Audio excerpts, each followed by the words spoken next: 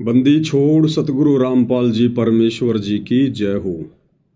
परम पिता परमात्मा सारी सृष्टि के रचनहार कुल मालिक असंख्य ब्रह्मांडों के स्वामी जगत गुरु तीनों लोकों में प्रवेश करके सबका धारण पोषण करने वाले राजाधिराज आत्माधार नाथों के नाथ देवों के देव महादेव सर्वेश्वर महेश्वर मृत्युंजय अजरो अमर आदि अनादि सनातनी प्रभु जगत पिता जगदीश्वर श्री श्री 1008 की उपाधि के वास्तविक अधिकारी अकाल मूर्त सौद स्वरूपी राम वासुदेव सर्वगतम ब्रह्म परम पूज्य प्रथम पूज्य परम संत परम पुरुष परम धनी परम दयालु सत्य कबीर हक्का कबीर अल्लाहु अकबर बाखबर अल्लाह ताला जगत के तारणहार जगत के मुक्तिदाता जगत के जगन्नाथ हारे के सहारे हिंदुओं के राम मुसलमानों के अल्लाह सिखों के वाहिगुरु ईसाइयों के मसीह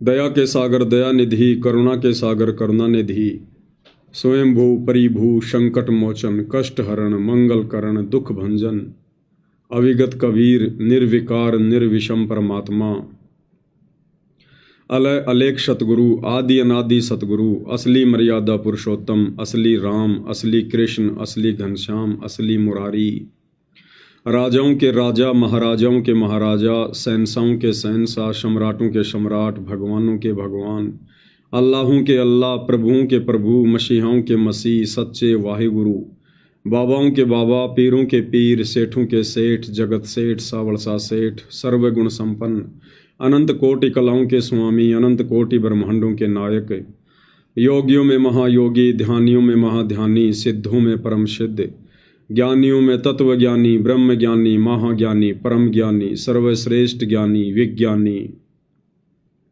युवा कबीर समर्थ कबीर असमवात अमित ओजा सच्चे रहनुमा करीम अल्लाह शुभान अल्लाह दुनिया के अंतिम पैगंबर 8 सितंबर 1951 से गांव धनाना जिला सोनीपत हरियाणा भारतवर्ष की पावन भूमि पे प्रकट रियल कल्कि भगवान श्री नारायण साकार हरि श्री बाबा साहेब नूर अनंत परमात्मा सच्चे दरवेश सच्चे बाखबर संत श्रोमणी सतगुरु रामपाल जी परमेश्वर जी के चरण कमल में साध संगति से जुड़े हुए देश विदेश से आप और हम सभी सत्सेवक भाई बहनों का अनंत कोटि दंडवत प्रणाम।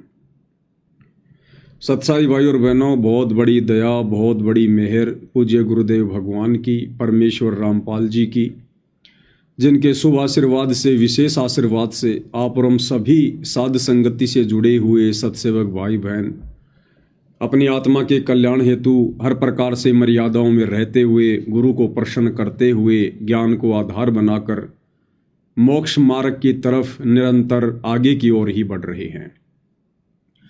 भाई और बहनों, इस कलयुग की बिचली पीढ़ी में ये जो परम सौभाग्य आप और हम चंद आत्माओं को प्राप्त हुआ है साध संगति से जुड़कर सतगुरु की महिमा करने का, परम सौभाग्य भाई और बहनों बहुत ही कम आत्माओं को मिल पाता है, बहुत ही कम आत्माओं को। और जो आत्माएं आज सतगुरु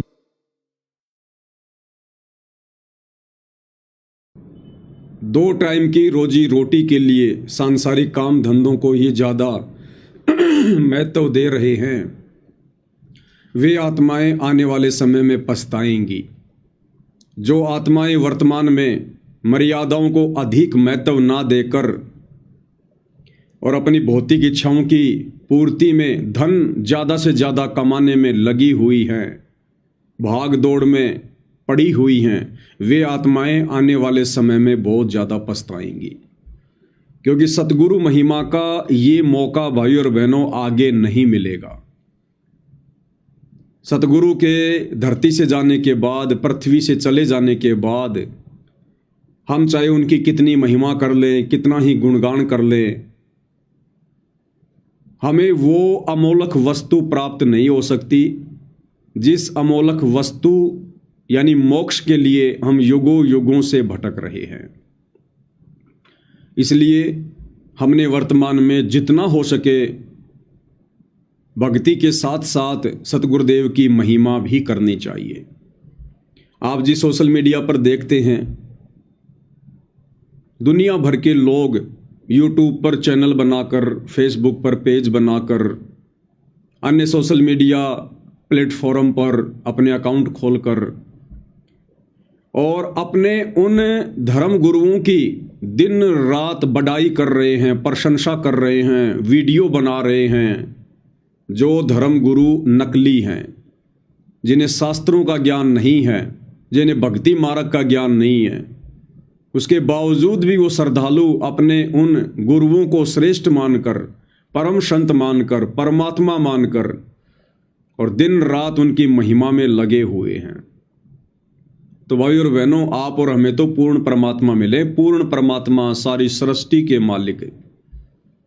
उन नकली धर्म गुरुओं के भी गुरु, उनके भी भगवान, उनके भी परमात्मा, जगत गुरु। लेकिन यहां काल ने संगत को बंदिशों में बांध रखा है, संगत को डरा रखा है, भयभीत कर रखा है कि यदि तुम लोगों ने सतगुरु की महिमा की, सतगुरु महिमा के शब्द गाए या ज़्यादा ज्ञानी बनने की कोशिश की तो तुम्हें गुरुद्रोही डिक्लेयर कर दिया जाएगा, तुम्हें शतलोक आश्रमों में नहीं आने दिया जाएगा, पीला पर्चा निकाल कर तुम्हारी नो एंट्री कर दी जाएगी। तो काल ने 90% संगत को पूरी तरह से भ्रमित कर रखा है और साथ में भयभीत भी कर रखा है। तो ये अनमोल मौका जो गुरुदेव भगवान ने हम इस डर और भय से बाहर निकाल कर इन शतलोक आश्रमों की बेड़ियों से स्वतंत्र रख कर, इन कोऑर्डिनेटरों की गुलामी से बाहर रख कर, जो मौका गुरुदेव भगवान ने आप और हम सत्सेवक भाई बहनों को दिया है स्वतंत्र होकर भक्ति करने का, निर्भय होकर सतगुरु की महिमा करने का, ये भाई और बहनों अनमोल है, अनमोल।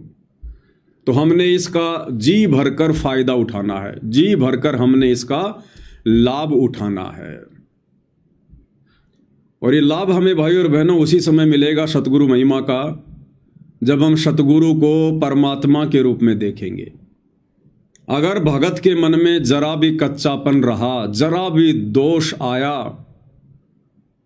कि हो सकता है मेरे गुरुजी तो कबीर जी के अवतार हैं, हो सकता है मेरे गुरुजी को कबीर जी ने सतलोक से भेजा है, हो सकता है मेरे गुरुजी तो कबीर जी के दास हैं, उनकी प्यारी आत्मा हैं, मेरे गुरुजी तो कबीर जी के हंस हैं, उनके वंश हैं, उनके अंश हैं।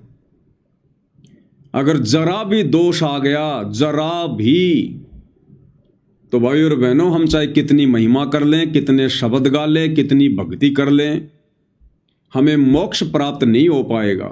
बाकी जैसी भक्ति हम करेंगे, जितना दान धर्म हम करेंगे, वो परमात्मा हमें इस जन्म में या किसी अन्य जन्म में अवश्य देगा, क्योंकि परमात्मा कभी किसी का रखता नहीं है। लेकिन मोक्ष प्राप्ति के लिए, सदा सदा के लिए जन्म और मरण से छुटकारा प्राप्त करने हेतु हमने सतगुरु को ही परमेश्वर के रूप में हृदय से ज्ञान को आधार बनाकर आत्मा से मानना पड़ेगा। और कबीर परमेश्वर जी के सतभक्ति मार्ग में उनके अलावा दूसरा कोई गुरु, सतगुरु, तत्वदर्शी संत नहीं होता है। कबीर परमात्मा सतलोक से चलकर वेदों में वर्णित उन परमाणु के आधार पर कबीर परमेश्वर सतलोक से चलकर गति करके स्वयं ही एक मनुष्य के बच्चे के रूप में धरती पर प्रकट होते हैं, लीला करते हैं, चरम दृष्टि को धोखा देते हुए एक आम जन जैसी भूमिका करते हैं। और फिर जब वे अपना तत्व ज्ञान प्रचार करते हैं तो तत्व ज्ञान प्रचार करने का उनका उद्देश्य यही होता है कि इस ज्ञान को आधार बनाकर आत्माएं मेरी पहचान करें। अगर वो परमात्मा जबरदस्ती अपना कोई रूप दिखा देगा, कोई चमत्कार दिखा देगा या मुंह से कह देगा कि मैं कबीर हूं, तो भी हम उन्हें नहीं स्वीकार करेंगे। इसलिए परमेश्वर तत्व ज्ञान का प्रचार प्रसार करते हैं, सृष्टि रचना की जानकारी देते हैं और आत्माओं को इतना विवेकी बनाते हैं, इतना ज्ञानी और दृढ़ बनाते हैं कि समय आने पर आत्माएं यानी भगत अपने गुरु को पहचानने लगते हैं कि हमारे गुरु कोई आम संत नहीं है, माँ के गर्भ से जन्म लेकर आए हुए कोई प्राणी नहीं है, कोई जीव नहीं है, कोई इंसान नहीं है। और ना हम अपने गुरु को कभी सौपन में मानुष मानने की गलती करें। परमात्मा कहते हैं, गुरु मानुष कर जानते वो नर कहिए अंध, ओवें दुखी संसार में आगे काल के फंद। जो अपने गुरु को अपना जैसा मानुष मानते हैं, मनुष्य मानते हैं, अपने की तरह माँ के गर्भ से जन्म लेकर बाहर आया हुआ एक जीव मानते हैं, कहते हैं वो तो ज्ञानहीन है, वो तो अंधे की श्रेणी में है, उन्हें तत्व ज्ञान नहीं है। और ऐसी आत्माएं पूर्ण सतगुरु से उपदेश लेने के बाद भी ओवें दुखी संसार में और आगे काल के फंद। तो भाई और बहनों, पूज्य गुरुदेव भगवान ने हमें इस काल के फंद से बचाने के लिए अपनी जानकारी देने में कि वे स्वयं ही परमात्मा हैं, कबीर देव हैं, हम आत्माओं के लिए सतलोक से चलकर आए हैं, उन्होंने ऐसी कोई भी गुंजाइश नहीं छोड़ी है। 650 साल पहले आदरणीय धर्मदास जी के माध्यम से परमात्मा ने इतना मोटा कबीर सागर लिखवाया, उसमें सारी जानकारी उपलब्ध करवाई। और वर्तमान में अपने सत्संगों में परमेश्वर ने कोई कमी नहीं रखी है संकेत करने में।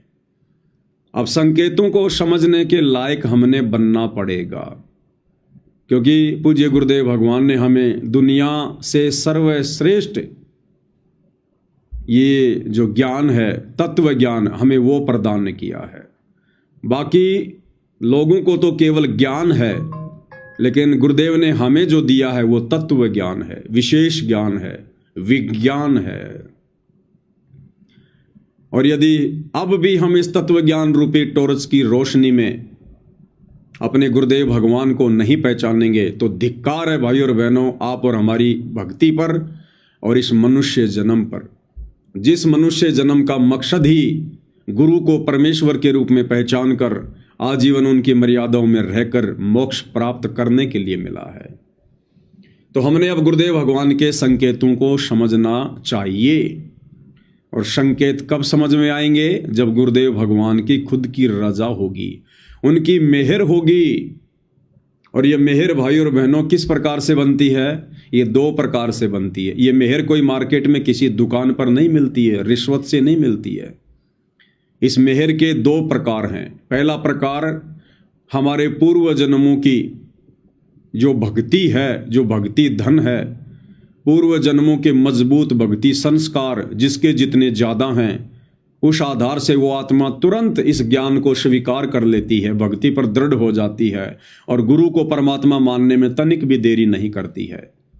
और जब गुरु को परमात्मा मान लिया, उसके बाद वो आत्मा दृढ़ हो जाएगी, कभी सौपन में भी मर्यादा तोड़ने की नहीं सोचेगी। तो ऐसी आत्मा पर फिर सतगुरु मेहर करते हैं, उसकी भक्ति देखकर, उसके भाव देखकर, उसकी मर्यादा देखकर।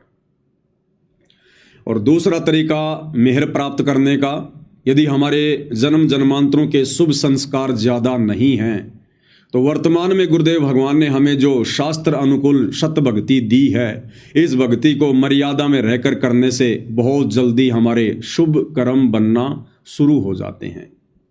तो 2 में से एक तरीका तो हमने गुरु को पहचानने के लिए, उनकी मेहर प्राप्त करने के लिए अपनाना ही पड़ेगा। बाकी हाथ पकड़िए परमात्मा किसी को भी आगे नहीं चलाएगा, हाथ पकड़ के किसी को भी धक्का मार के सतलोक लेकर नहीं जाएगा, अन्यथा फिर इनका काल के साथ किया गया एग्रीमेंट टूट जाता है। काल ने कहा था, परमात्मा आप नीचे जाओगे, इन आत्माओं को समझाओगे, आपसे मेरी विनती है, मेरी प्रार्थना है, आप किसी के साथ जबरदस्ती ना करना, बाय फोर्स किसी को सतलोक लेकर ना जाना। जो आपके ज्ञान को स्वीकार करे, मर्यादाओं में रहकर आपकी भक्ति करे, उन्हीं को सतलोक ले जाना। तो परमात्मा ने कहा कि ठीक है भाई, जो मेरे ज्ञान को ही नहीं समझेगा, जो मुझे ही नहीं समझेगा, फिर ऐसी निकम्मी आत्मा को भला सतलोक ले जाकर मैं क्या करूँगा? वो फिर से बकवाद करेगा, मुझे फिर से नीचे पटकने पड़ेंगे। तो भाई और बहनों, अब हमसे दोबारा ऐसी कोई गलती ना हो, जो गलती हम युगों युगों से सतगुरु की शरण प्राप्त होने के बावजूद भी करते ही आ रहे हैं। गुरु को मानुष मानने वाली गलती, गुरु को ना पहचान कर अपना अनमोल मनुष्य जीवन बर्बाद करने वाली गलती, तो एक छोटे से सत्संग के माध्यम से पूज्य गुरुदेव भगवान ने हमें क्या समझाया है, और इस सत्संग से हमने यही समझना है कि संकेत क्या होते हैं। परमात्मा सीधे सीधे अपने आप को परमात्मा नहीं कहेंगे। आज से पहले खूब कहा उन्होंने अपने आप को परमात्मा। सतयुग से लेकर और 650 साल पहले तक, यानी कलयुग के प्रथम चरण तक, इस परमात्मा ने सरेआम कहा, खुलेआम कहा कि हम ही अलख अल्लाह हैं, कुतुब गोश और पीर, गरीब दास खालिक धनी, हमरा नाम कबीर। सरेआम परमात्मा ने लाखों चमत्कार किए, बेहिसाब अपने भक्तों को सुख दिए, तुरंत राहत प्रदान की, आंखों के आगे जन समूह के सामने मुर्दों को जिंदा किया, किसी की कटी हुई गर्दन जोड़ी तो किसी की कटी हुई उंगली जोड़ी। बड़े बड़े राजा महाराजाओं को परमात्मा ने नतमस्तक किया, उसके बावजूद भी हम आत्माएं अपने परवरदिगार को नहीं पहचान पाई। तो परमेश्वर ने सारे फॉर्मूले अपनाकर देखे हुए हैं। इसलिए ये वर्तमान का समय पूज्य गुरुदेव भगवान ने, कबीर परमात्मा जी ने ज्ञान आधार का चुना है, हमें शिक्षित किया है, धर्मशास्त्रों से परिचित करवाया है, अपनी महिमा से परिचित करवाया है, अपने परमेश्वर होने के विषय में सैकड़ों प्रमाण धर्मशास्त्रों से दिए हैं। और इस समय भी यदि कोई अपने परवरदिगार के संकेतों को ना समझकर और वही युगों युगों वाली गलती दोहराएगा, तो भाइयों और बहनों, फिर उस आत्मा का भला कैसे मोक्ष होगा। आज दास के वीडियो पर किसी जगत वाले भाई ने छोटा सा कमेंट किया कि अरे नादान पवन दास, मूर्ख प्राणी, तू कभी तो अपने गुरुजी को संत रामपाल जी कहता है, कभी उनको कबीर जी कहता है, तेरा कोई स्टैंड है कि नहीं है। तो दास ने उस भोले भाई को समझाया कि भाई, जिस प्रकार त्रेता युग में श्री रामचंद्र जी के रूप में स्वयं विष्णु भगवान ही आए थे, उनको श्री रामचंद्र जी कहो चाहे विष्णु जी कहो, एक ही बात है। फिर द्वापर युग में श्री कृष्ण जी के रूप में साक्षात श्री विष्णु जी ही आए थे। अब उनको श्री कृष्ण जी कहो चाहे श्री विष्णु जी कहो, वो एक ही शक्ति है, एक ही बात है। ठीक इसी प्रकार वर्तमान कलयुग की बिचली पीढ़ी में कबीर परमात्मा सतलोक से चलकर 8 सितंबर 1951 को गांव धनाना, जिला सोनीपत, हरियाणा, भारतवर्ष की पावन भूमि पर संत रामपाल जी नाम से स्वयं ही प्रकट है। अभी ने चाहे सतगुरु रामपाल जी कहो, चाहे कबीर भगवान कहो, चाहे सत्य पुरुष कहो, चाहे परम अक्षर ब्रह्म कहो, चाहे सारी सृष्टि का रचयिता कहो, सारे ब्रह्मांडों के उत्पत्तिकर्ता कहो, कुछ भी कहो ही नहीं, एक ही बात है। तो भाइयों और बहनों, पूज्य गुरुदेव भगवान ने एक छोटा सा संकेत, क्योंकि सीधे सीधे नहीं कहेंगे कि मैं ही परमात्मा हूं, लेकिन संकेतों के माध्यम से परमात्मा ने सारे खुलासे किए हैं। तो संकेत क्या होते हैं और कैसे हम भगत भाई बहनों ने समझने होते हैं, उसके लिए गुरुदेव कह रहे हैं कि जब भी आप सत्संग सुनने बैठो, जब भी आप सत्संग सुनने बैठो, तो प्रत्येक वाणी को, प्रत्येक शब्द को कि गुरुदेव भगवान क्या कह रहे हैं, क्या समझाना चाहते हैं, बड़े ध्यान से सुनना चाहिए, बड़े ध्यान से सुनिए पूज्य गुरुदेव भगवान के मुख कमल से कि किस प्रकार से परमात्मा संकेत करते हैं। तो इसलिए आप जी ने सत्संग को रह रह कर सुनना चाहिए, एक सत्संग की तरह सुनना चाहिए। तुम्हें निकालो, घर पे कभी बैठे हो, छुट्टी हो, सत्संग चलाओ, एकाग्रचित से सुनो, एक एक वाणी पर ध्यान दो, क्या कहा जा रहा है। फिर उसको को छोटी मोटी मन में दोष होता है तो फिर वो तुरंत सेट हो जाता है। तो क्या कह रहे हैं गुरुदेव भगवान कि सत्संग को एकाग्रचित होकर सत्संग को सत्संग की दृष्टि से सुनना चाहिए। क्या कहा जा रहा है, क्या बोला जा रहा है, बहुत ही ध्यान से सुनना चाहिए। अब ये बातें बता के फिर आगे गुरुदेव भगवान क्या कह रहे हैं। पहले तो हमें यह कह दिया कि सत्संग को बहुत ही ध्यान से सुनना चाहिए, एकाग्रचित होकर सुनना चाहिए, प्रत्येक वाणी को ध्यान से कि क्या कहा जा रहा है, क्योंकि आगे फिर परमात्मा ने एक संकेत करना था अपने विषय में। इसलिए पहले ही परमात्मा ने कह दिया कि सत्संग को बहुत ही ध्यान से सुनना चाहिए। ये नहीं कहेंगे कि बच्चों मैं अब 1 मिनट बाद में एक गहरी बात कहने जा रहा हूं, नहीं। पहले क्या कहा कि सत्संग को बहुत ही ध्यान से सुनना चाहिए, एकाग्रचित होकर सुनना चाहिए, बड़े ध्यान से प्रत्येक वाणी में क्या कहा जा रहा है। हमारा ध्यान आकर्षित करने के लिए पहले तो परमात्मा ने यह संकेत कर दिया, क्योंकि आगे गुरुदेव ने अपने विषय में बताना है कि वो कबीर परमात्मा कौन है। तो आगे अब क्या कह रहे हैं गुरुदेव। प्रश्न चल रहा है कि वो परमात्मा इस यथार्थ ज्ञान को देने के लिए स्वयं ही आते हैं। ये संकेत कर दिया फिर आगे परमात्मा ने कि प्रसंग चल रहा है कि वो परमात्मा, कौन परमात्मा? परमात्मा तो एक ही है, कबीर परमात्मा। प्रसंग चल रहा है कि वो परमात्मा अपने यथार्थ ज्ञान को यानी सत्य ज्ञान को देने के लिए स्वयं ही चलकर आते हैं।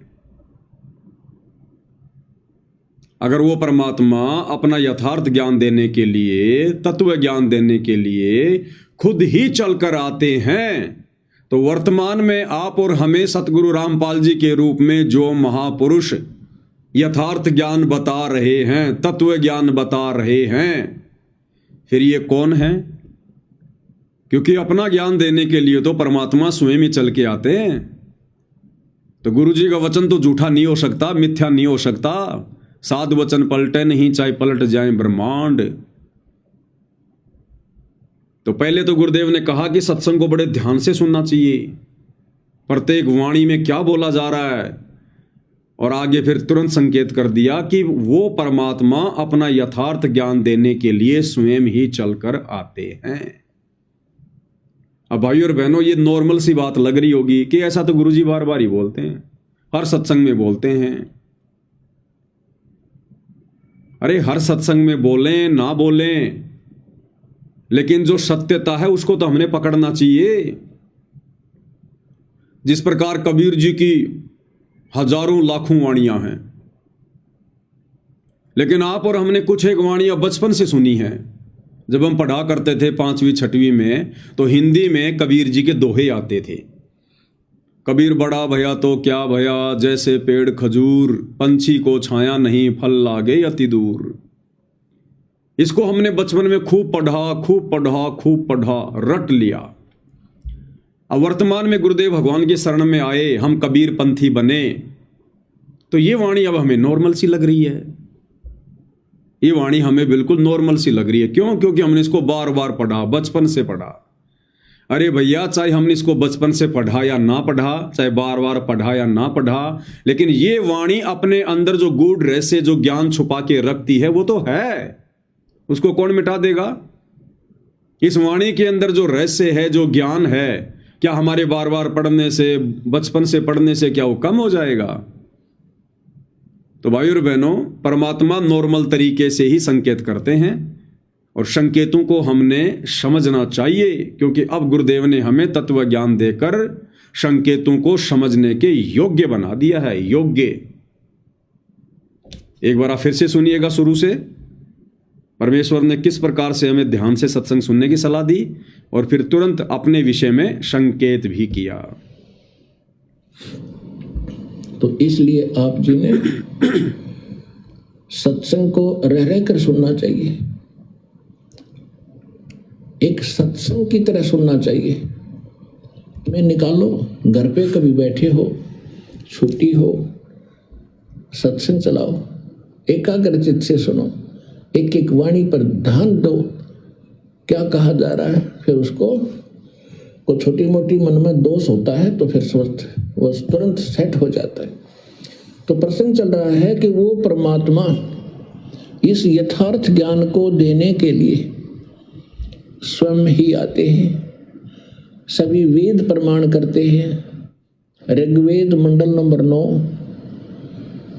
सूक्त नंबर 1 मंत्र 8 और 9 में, ऋग्वेद मंडल नंबर 9 और सूक्त 20 मंत्र 1 में, ऋग्वेद मंडल नंबर 9 सूक्त 86 मंत्र 26 और 27 में, ऋग्वेद मंडल नंबर 9 सूक्त 82 मंत्र 1, 2, 3 में, ऋग्वेद मंडल नंबर 9 सूक्त 54 मंत्र 3 में, ऋग्वेद मंडल नंबर 9 सूक्त 94 के मंत्र 1 में, ऋग्वेद मंडल नंबर 9 सूक्त 95 के मंत्र 2 में, ऋग्वेद मंडल नंबर 9 सूक्त 96 के 96 के मंत्र 16 से लेकर 20 तक और भी अनेक स्थानों पर, यजुर्वेद अध्याय नंबर 29 मंत्र 25 में और भी बहुत से स्थानों पर परमात्मा की महिमा का वर्णन है। उसमें क्या लिखा है कि वो पूर्ण परमात्मा जिसने सारी सृष्टि की रचना की है, जिसने सब जीवात्माओं को भी उत्पन्न किया है,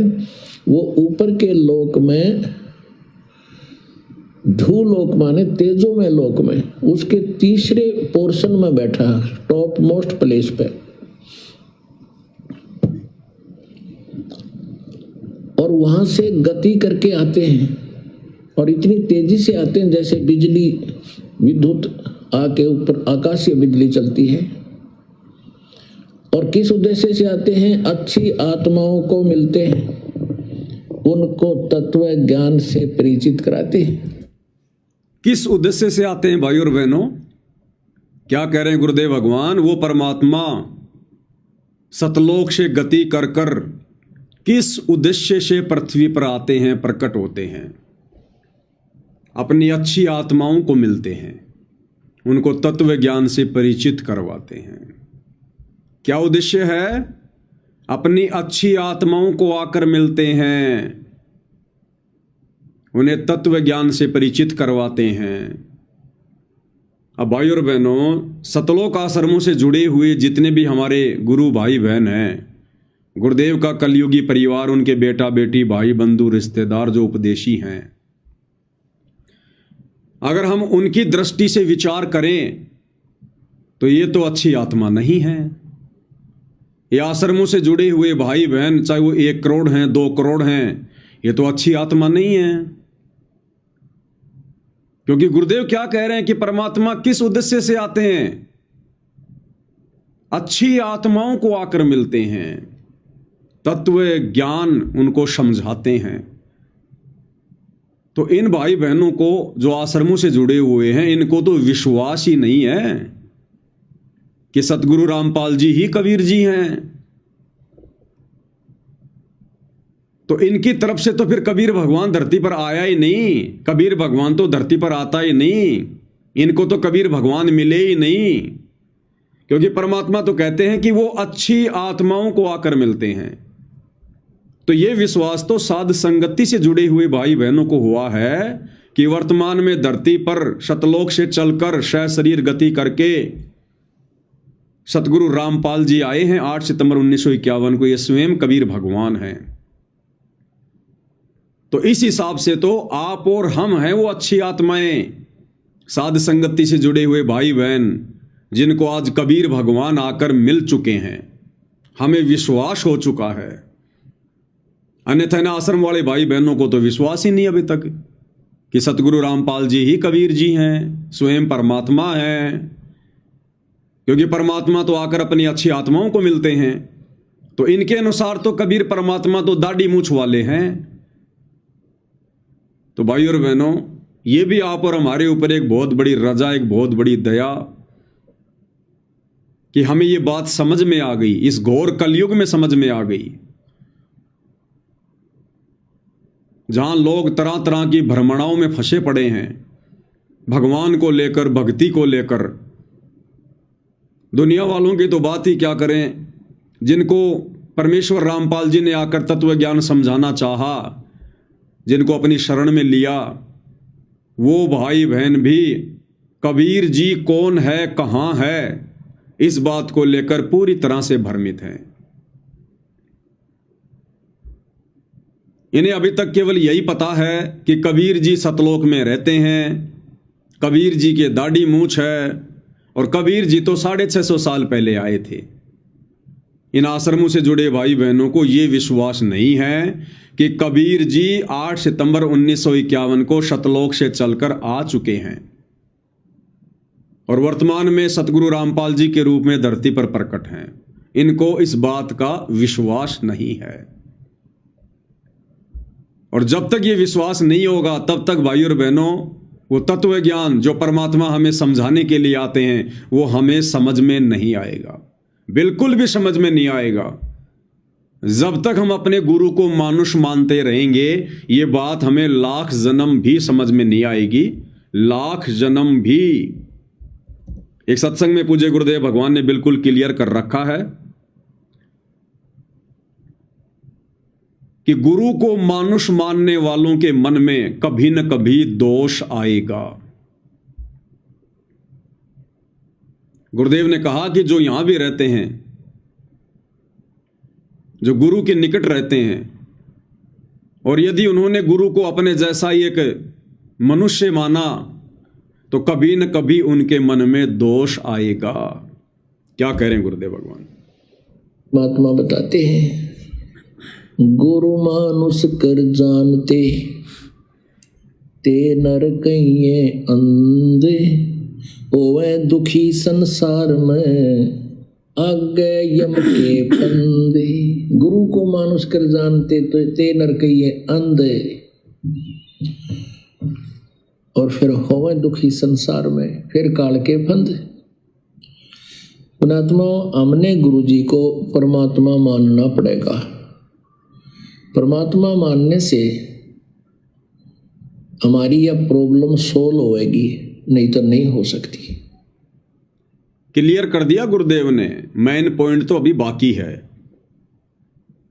गुरुदेव कह रहे हैं कि पुण्यात्माओं, आपने गुरु को परमात्मा मानना पड़ेगा, तब हमारी ये प्रॉब्लम सोल्व होएगी, नहीं तो नहीं होगी। कौन सी प्रॉब्लम? जन्म और मरण वाली, गधे कुत्ते सूअर बनने वाली। अगर इस प्रॉब्लम को हमने सॉल्व करवाना है तो हमने अपने गुरु को परमात्मा यानी कबीर जी मानना पड़ेगा।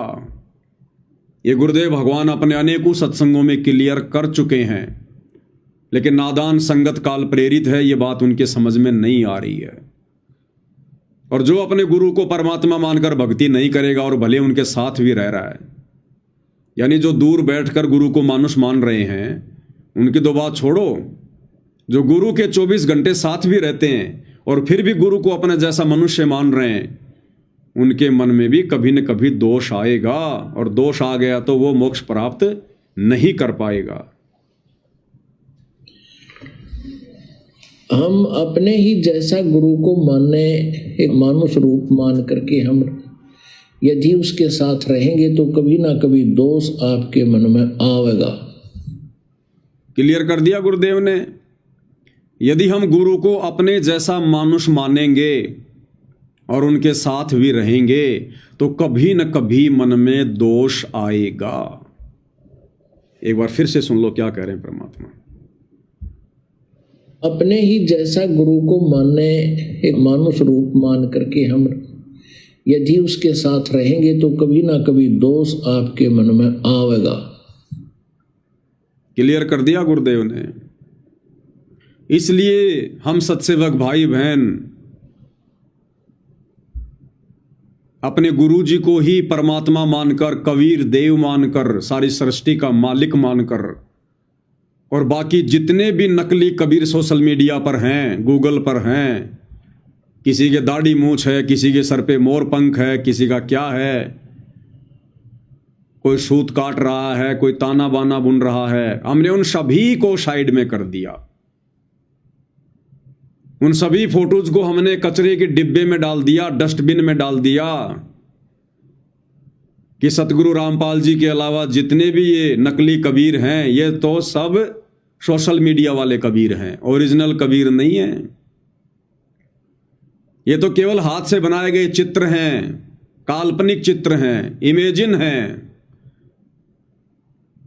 ओरिजिनल कबीर सतगुरु रामपाल जी हैं।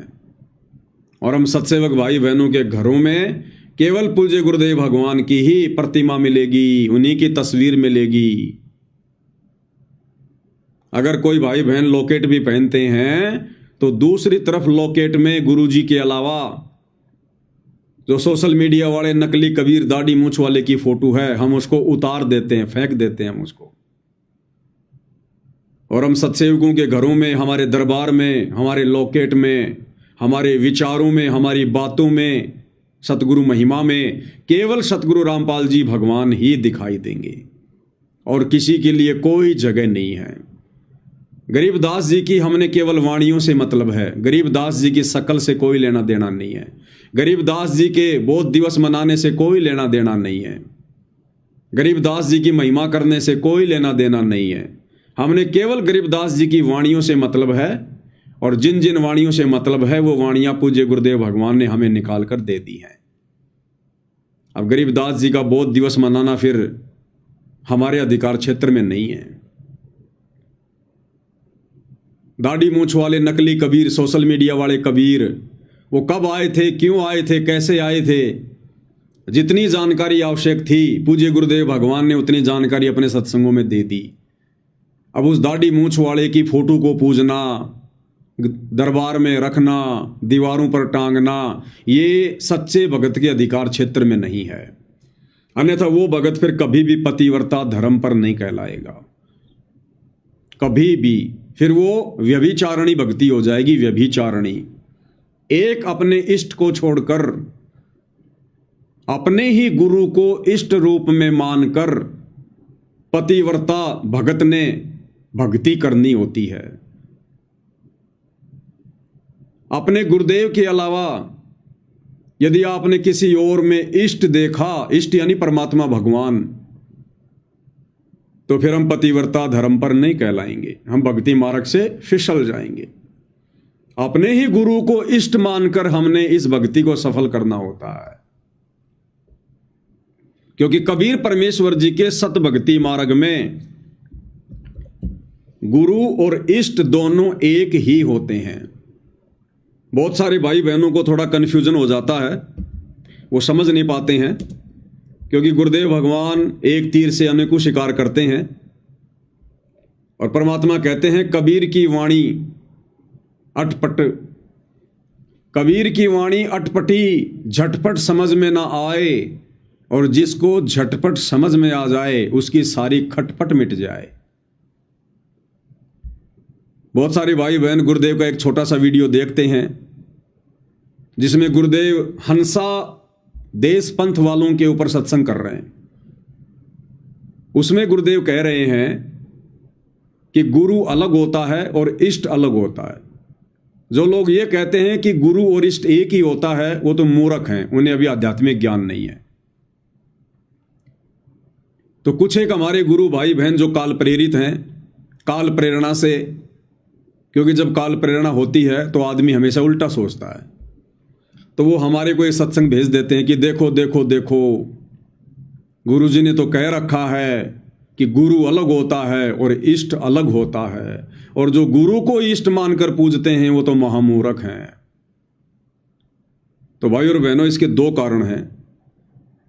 पहला कारण तो ये कि गुरुदेव ने जब ये बात कही, जिस सत्संग में ये बात कही, वो सत्संग परमात्मा उन हंसा देश वालों से जुड़े हुए श्रद्धालुओं को समझाने के लिए कह रहे थे कि नादानो, तुम इन अपने नकली गुरुओं को जो काल के द्वारा भेजे गए हैं तुम्हारा सत्यानाश करने के लिए, तुम्हें पथ भ्रष्ट करने के लिए, तुम इन नकली गुरुओं को जो परमात्मा मानकर बैठे हो, भगवान मानकर बैठे हो ना, ये बहुत बड़ा धोखा है। और बिल्कुल सत्य है भाई और बहनों, क्योंकि काल का जो विधान है, काल का जो भक्ति मार्ग है, जो सिस्टम है, इसमें गुरु कभी भी इष्ट नहीं होता, गुरु कभी भी परमात्मा नहीं होता। ये काल अपने अंश अवतार सर्जन करता है। यदा यदा ही धर्मस्य ग्लानि भवति भारत है, ये श्लोक तो आपने सुना ही होगा। ये काल कहता है कि जब जब इस धरती पर धर्म की हानि होती है, अधर्म की वर्दी होती है, तब तब मैं अपने अंश अवतार सर्जन करता हूं। तो काल के भक्ति मार्ग में 21 ब्रह्मांड तक के सिस्टम में गुरु अलग होता है और इष्ट अलग होता है।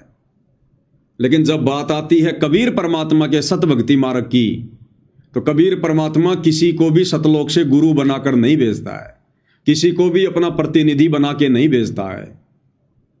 आप एक भी उदाहरण दे दीजिए कि कबीर परमात्मा ने आत्माओं को काल के जाल से मुक्त करवाने के लिए सतलोक से अपना कोई प्रतिनिधि भेजा हो, कोई गुरु बनाकर भेजा हो, कोई अवतार भेजा हो। ये स्वयं ही आते हैं, क्योंकि वेदों में इनकी महिमा लिखी हुई है कि वो परमात्मा कबीर देव सतलोक से चलकर गति करके बिजली जैसी गति से अपनी अच्छी आत्माओं को मिलने के लिए, उन्हें तत्व ज्ञान समझाने के लिए स्वयं ही प्रकट होते हैं। क्योंकि ये समर्थ है, इनके ऊपर कोई बंदिश नहीं है, कोई दबाव नहीं है, इनकी शक्तियां असीमित हैं, इसलिए इन्होंने किसी और का सहारा नहीं लेना होता है। ये स्वयं आते हैं। समर्थ का काम उसी को साजे, और करे तो मूर्ख बाजे। लेकिन काल की मजबूरी है भाई और बहनों, वो स्वयं नहीं आ सकता। एक तो उसका चेहरा इतना डरावना है, इतना भयंकर है, इतना भयावह है, ओछा माथा, काला चेहरा, लंबे दांत, जैसा कि गुरुदेव भगवान वर्णन करते हैं, काल रूप है उसका। और उसको श्राप लगा हुआ है कि तू प्रतिदिन 1 लाख मानव शरीरधारी आत्माओं के सूक्ष्म शरीर से वासना निकालकर, गंध निकालकर तू खाएगा, ये तेरा भोजन है। तो इस डर से भी वो नहीं आता। अगर किसी ने मेरा चेहरा देख लिया, मेरे विधान का किसी को पता चल गया, तो मैं तो भूखा मर जाऊंगा। फिर ये ब्रह्मा विष्णु महेश भी मेरे लिए फिर ये काम नहीं करेंगे। ना ब्रह्मा जी रजोगुण के प्रभाव से उत्पत्ति का कार्य करेगा, ना विष्णु जी सतोगुण के प्रभाव से पालन पोषण का काम करेगा, और ना तमोगुण शंकर जी तमोगुण के प्रभाव से हम इंसानों को किसी भी प्रकार से, किसी भी बहाने से मार मार कर अपने पिता के पास भेजेगा।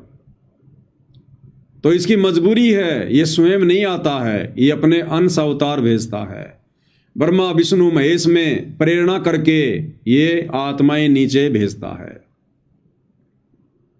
लेकिन कबीर परमात्मा के सतभक्ति मार्ग में ऐसा नहीं है। वे सक्षम हैं, समर्थ हैं। सतगुरु सुंदर रूप अपारा, सतगुरु 3 लोक से न्यारा, और सतगुरु परम पदार्थ पूरा, और सतगुरु बिना न बाजे तूरा। सतगुरु के बिना ये भक्ति का बिगुल नहीं बज सकता। सतगुरु बिना न बाजे तूरा, ये भक्ति का बिगुल, ये शंखनाद 21 ब्रह्मांड इस काललोक में सतगुरु यानी कबीर जी के अलावा दूसरा कोई भी सतभक्ति की शुरुआत नहीं कर सकता, सच नहीं कह सकता, सत्संग नहीं कर सकता। इसलिए परमात्मा स्वयं आते हैं, स्वयं।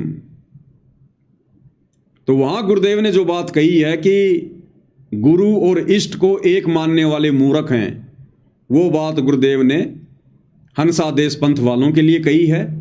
क्योंकि काल तक के विधान में गुरु और इष्ट अलग अलग होते हैं, जबकि कबीर परमात्मा के सतभक्ति मार्ग में स्वयं गुरुदेव भगवान ने अपने सत्संग में अपने मुख कमल से कहा है कि अपने ही गुरु को इष्ट रूप में मानकर पूजना होगा। अपने ही गुरु को इष्ट मानकर पूजा करनी होगी। तो गुरु इष्ट है तभी तो उनको इष्ट मानकर पूजा करेंगे। तो क्या कह रहे हैं गुरुदेव भगवान, उन्हीं के मुख कमल से सुनते हैं। एक पति को छोड़कर आन में आस्था रखने वाली पत्नी को व्यभिचारिणी कहते हैं।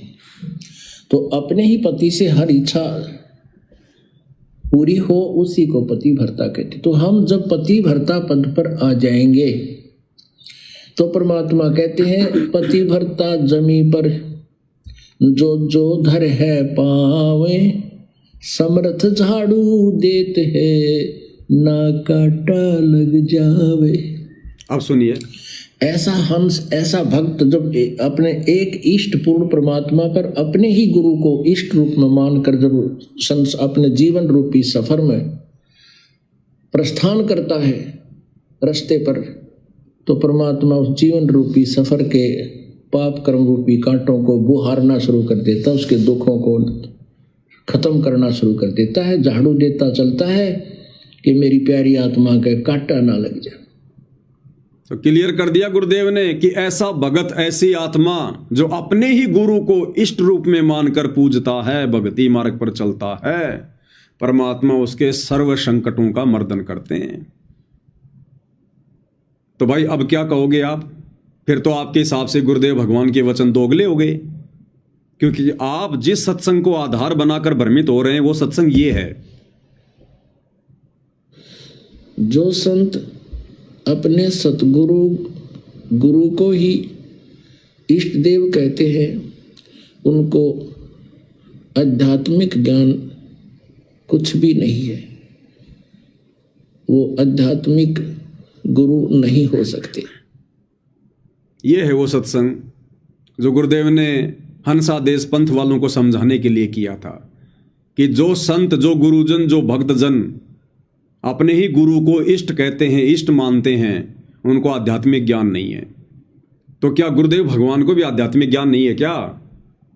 जो अभी अभी आपने सुना गुरुदेव के मुख कमल से, जिसमें गुरुदेव कह रहे हैं कि अगर भक्ति सफल करनी है तो अपने ही गुरु को इष्ट रूप में मानकर पूजना पड़ेगा। तो आप लोगों के हिसाब से तो दोगले वचन हो गए। भाई दोगले वचन नहीं है, ये संकेत है, समझने की आवश्यकता है। इसी को तत्व ज्ञान कहते हैं। शब्द सैन सतगुरु की पहचान है, वो पावे अटल सुहाग रे। अब ऐसा ही एक सत्संग और है जो गुरुदेव भगवान ने सन 2000 के आसपास अपने प्रवचन में कहा था कि नाम दीक्षा लेने के बाद अपने घर पर अलमारी में या कहीं भी अपना दरबार लगाओ और वहां पर अपने सतगुरु की और अपने इष्ट की फोटो अवश्य होनी चाहिए। तो ये वचन सुनकर भी बहुत सारे भाई बहन जो साध संगति वालों की भक्ति क्रिया से नफरत करते हैं, काल प्रेरणा से मौका देखकर वो सत्संग हमें भेजते हैं कि देखो देखो देखो ये सत्सेवक तो पागल हो गए, संत रामपाल जी को इष्ट कह रहे हैं, अपने गुरु को इष्ट कह रहे हैं, और गुरु जी कह रहे हैं कि इष्ट अलग होता है और भगवान अलग होता है। सत्सेवक कहते हैं कि केवल घर के दरबार में अपने गुरु जी की फोटो होनी चाहिए, और गुरु जी कह रहे हैं कि अपने सतगुरु की और अपने इष्ट की दोनों की फोटो होनी चाहिए। पहले वो छोटा सा सत्संग आपको सुना देते हैं। मूर्ति अवश्य रखनी अपने घर पे, मूर्ति की पूजा नहीं सत्कार करना है। अब कोई तो मूर्ति पर अटक गया, उसी का भोग लगा, उसी की आरती तारे है, उसी का अगर प्रार्थना करता रहे, बस बन गई बात, उसी का माला डालने जा, उसी का अगर धूप और जोत जगा दी, ये व्यर्थ है। मूर्ति हो अपने इष्ट और गुरु की अवश्य हो, और दंडवत प्रणाम करे उनको, सीने से लगा अपने गुरुदेव की मूर्ति को, अपने इष्ट की मूर्ति को। इससे हमारे अंदर विनम्रता और उनके प्रति श्रद्धा बनी रहती है। ऐसा ना करने से भी हम अधूरे रह जाएंगे। केवल मूर्ति ही पूजता रहे, ये कबीर साहब ने खंडन किया। नादानो, तुम केवल मूर्ति पर ही आश्रित हो गए, मंत्र से ही जाप कर नहीं रहे। तो इस पुराने सत्संग में गुरुदेव भगवान ने गुरु को और इष्ट को अलग अलग बता दिया।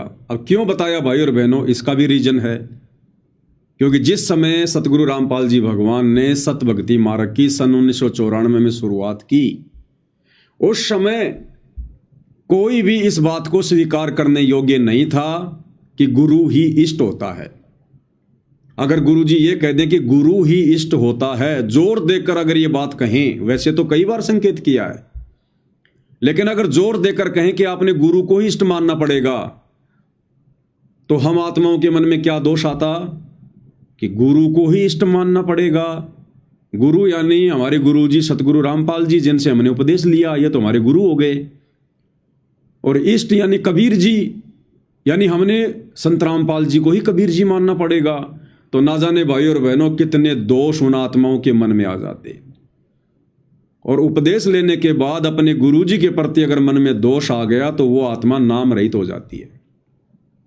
इसलिए शुरुआती समय में आप और हमारी बुद्धि के लेवल को देखते हुए कि अभी ये नादान बच्चे संकेतों को समझने के योग्य नहीं हुए हैं, अभी इनको सत्संग सुनने दो, भक्ति पर जैसे भी ये चले इनको चलने दो, अपनी तरफ से गुरुदेव भगवान ने लाभ दे देकर हमारे को भक्ति मार्ग पर चलाया, मीठी गोली दे दे के, कि धीरे धीरे धीरे धीरे सत्संग सुनेंगे, समझ में आएगी, भक्ति बनेगी, ज्ञान योग खुलेगा, तो एक दिन ये खुद ही निर्णय कर लेंगे कि गुरु और इष्ट में कोई अंतर नहीं होता है। तो इसलिए परमात्मा ने शुरुआत में अपने आप को कबीर जी का दास कहा, केवल एक गुरु कहा, स्वयं कबीर भगवान होते हुए भी हमारी छोटी बुद्धि को देखते हुए। और जबकि संकेतों में परमात्मा उन पुराने सत्संगों में ये भी क्लियर करते हैं कि गुरु और इष्ट एक ही होता है। सुनिए,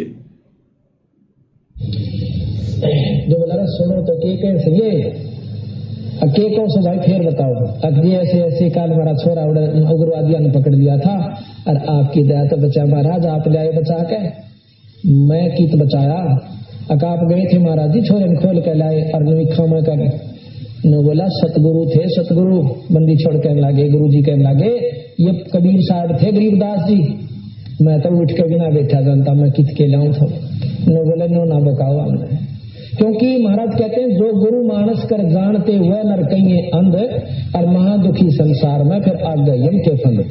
ईश्वर में और गुरु में और इष्ट में कोई अंतर नहीं होता, क्योंकि ये महाराज के देही को सतगुरु कहें, ये सब धुंधर ज्ञान, अगर इस शरीर को ही आप सतगुरु मानते हो और चार दाग आवा नहीं जाको सतगुरु जान।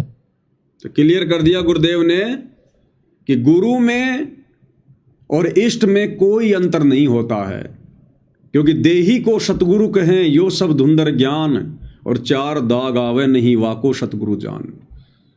गुरुदेव भगवान समझा रहे कि नादानो, क्या तुम मेरे इस शरीर को देखकर, जो तुम्हारे जैसा मैंने धारण किया है, ये मनुष्य जैसा शरीर, इस शरीर को देखकर, इस देही को देखकर क्या तुम मुझे अपने जैसा मान रहे हो क्या? देही को सतगुरु कहे यो सब धुंधर ज्ञान और चार दाग आवे नहीं वाको सतगुरु जान, कि इस शरीर के अंदर है वो इष्ट, वो सतगुरु असली। ये शरीर तो केवल तुम नादानों को ज्ञान समझाने के लिए धारण किया जाता है, ताकि तुम विश्वास कर सको, मेरे पास में आ सको।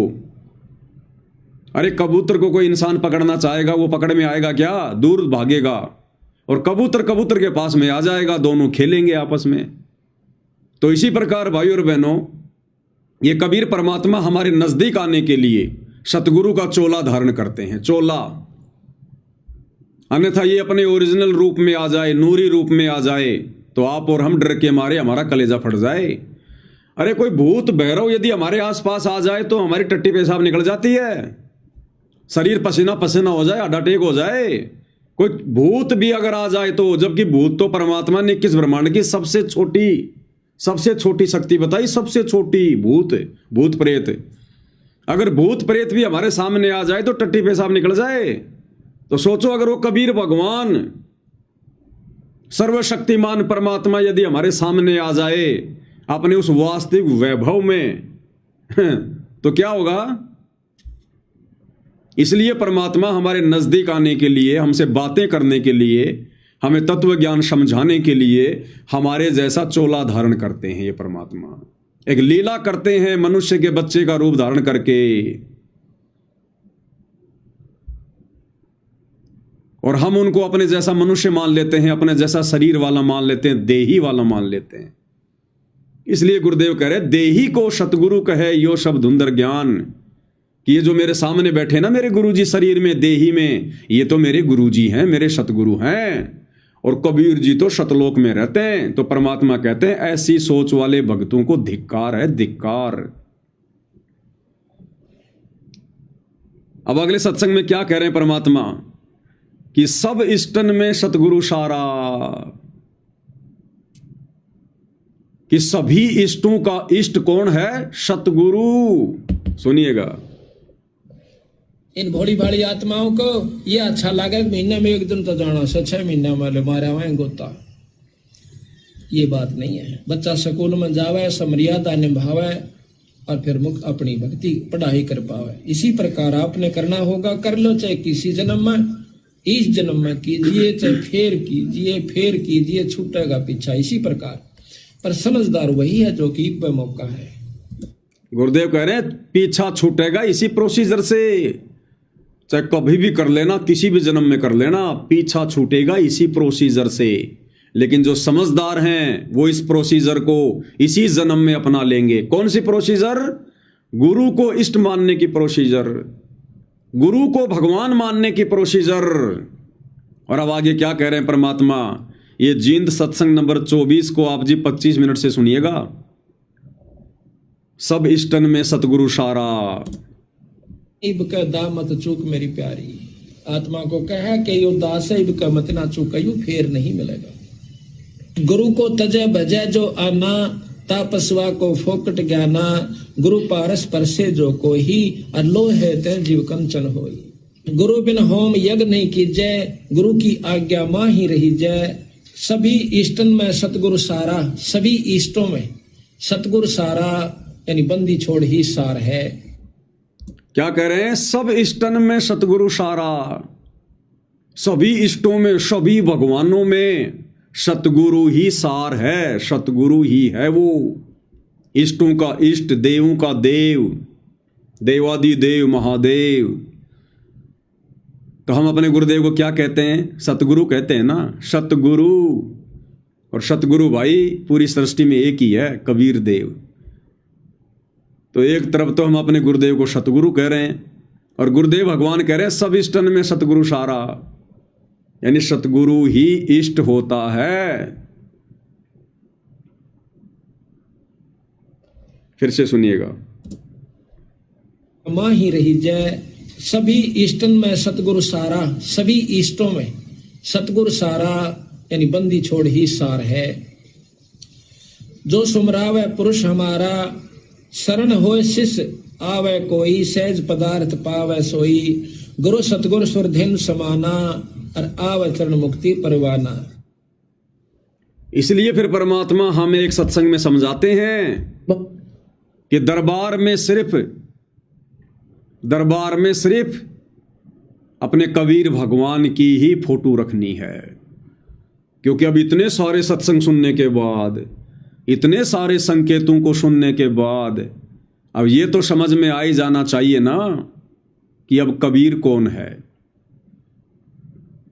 तब गुरुदेव कह रहे हैं कि जिस प्रकार एक पतिव्रता औरत अपने बटुए में, अपने पर्स में केवल अपने पति का ही फोटो रखती है, किसी और का नहीं रखेगी, केवल एक का ही रखेगी, अपने पति का।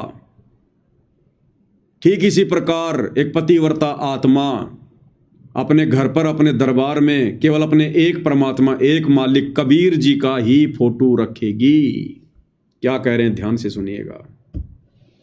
बात फोटो रखने की, जैसे आप एक पतिव्रता स्त्री होती है, वो अपने पर्स में केवल अपने पति का ही फोटो रख सकती है, दूसरे का नहीं। बाकी अनादरणीय नहीं है, अन्य भी हैं, सबको प्रणाम करें। अगर कहीं फोटो लगे हैं तो दूसरी बात हो, फोटो दूसरी बात है। लेकिन जहां पूजा स्थल हो वहां पर आप अपने मालिक के अतिरिक्त अगर किसी का फोटो रखते हो तो आपके हृदय में पतिव्रता तो नहीं है, वो नहीं है आपके अंदर। तो जहां दरबार लगा है, जहां हमारा पूजा स्थल है, वहां हमने केवल अपने मालिक, अपने परमात्मा, एक कबीर जी का ही फोटो रखना है। अब जो भाई बहन हमारे पास में छोटे छोटे वीडियो भेजते हैं गुरुदेव के पुराने, जो अभी आपको सुनाया गया, जिसमें गुरुदेव ने कहा कि अपने दरबार में अपने सतगुरु का और अपने इष्ट का फोटो रखना चाहिए, तो वहां तो गुरुदेव ने 2 का संकेत कर दिया, क्योंकि उस समय हम इस ज्ञान को समझने के योग्य नहीं थे। हम उस समय अपने सतगुरु को कबीर जी नहीं मान रहे थे। और अब क्या कह रहे हैं गुरुदेव भगवान 2014 के इस सत्संग में कि जो पतिव्रता आत्मा होगी वो अपने पूजा स्थल पर, अपने दरबार में केवल एक अपने मालिक का, एक अपने परमात्मा का, कबीर भगवान का ही फोटो रखेगी। तो बताओ भाई, अगर आप लोग ये समझते हो कि वो कबीर जिसके बारे में गुरुजी कह रहे हैं, वो मालिक, वो परमात्मा, अगर वो कबीर दाढ़ी मूंछ वाला है, तो फिर सतगुरु रामपाल जी की फोटो को वहां से हटा दीजिए आप लोग। क्योंकि पूजा स्थल पर, दरबार में तो केवल एक ही फोटो रखने का आदेश दे रहे हैं गुरुदेव, और वो किसका? कबीर जी का। अपना नाम तो ले नहीं रहे गुरुजी अब। कह रहे केवल अपने मालिक अपने परमात्मा एक कबीर जी का फोटो रखना है। तो जो जो भगत भाई बहन दाढ़ी मूछ वाले कबीर को ही कबीर मानते हैं, तो उनको इस सत्संग के आधार से अपने घर से अपने दरबार से सतगुरु रामपाल जी की फोटो को बाहर निकाल देना चाहिए, क्योंकि आदेश हो गया गुरु जी का। ये लेटेस्ट आदेश है, लेटेस्ट। लेकिन फिर भी आप लोग ऐसा नहीं करेंगे। आपकी आत्मा स्वीकार नहीं करेगी कि हम कैसे अपने गुरु जी की फोटो को बाहर कर सकते हैं, क्योंकि आत्मा को पहचान है अपने परमात्मा की कि मेरा परमात्मा सतगुरु रामपाल जी है, मेरे परमेश्वर मेरे मालिक सतगुरु रामपाल जी हैं। इसलिए ये आदेश होने के बावजूद भी कि दरबार में केवल एक कबीर जी का फोटो रखना है, फिर भी हम लोगों ने संत रामपाल जी की फोटो लगा रखी है। अरे गुरु जी के आदेश की अवहेलना हो रही भाई। गुरु जी तो केवल एक कबीर जी की फोटो रखने को कह रहे हैं और तुम साथ में सतगुरु रामपाल जी की भी फोटो रख रहे हो, गुरु गोविंद की फोटो रख रहे हो। तो गुरु जी के आदेशों की धज्जियां क्यों उड़ा रहे हो भाई?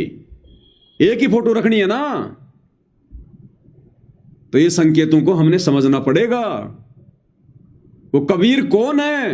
वो एक परमात्मा एक मालिक कौन है?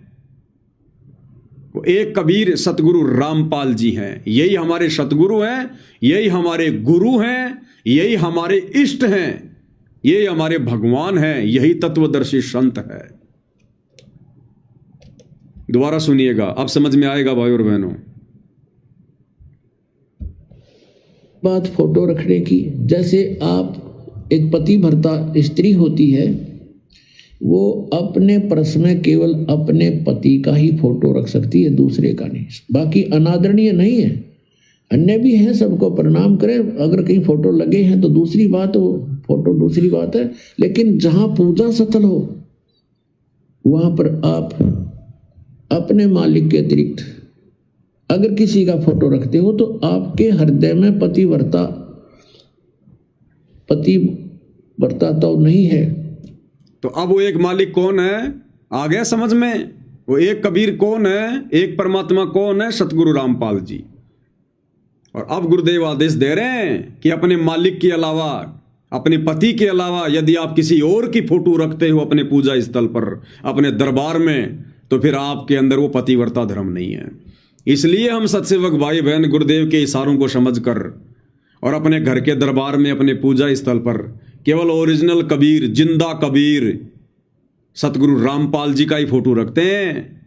दाढ़ी मूछ वाले, सोशल मीडिया वाले, गूगल वाले नकली कबीर का फोटो नहीं रखते, गरीबदास जी का फोटो नहीं रखते, आदरणीय राम देवानंद जी का फोटो नहीं रखते, पंडित चिदानंद जी का फोटो नहीं रखते।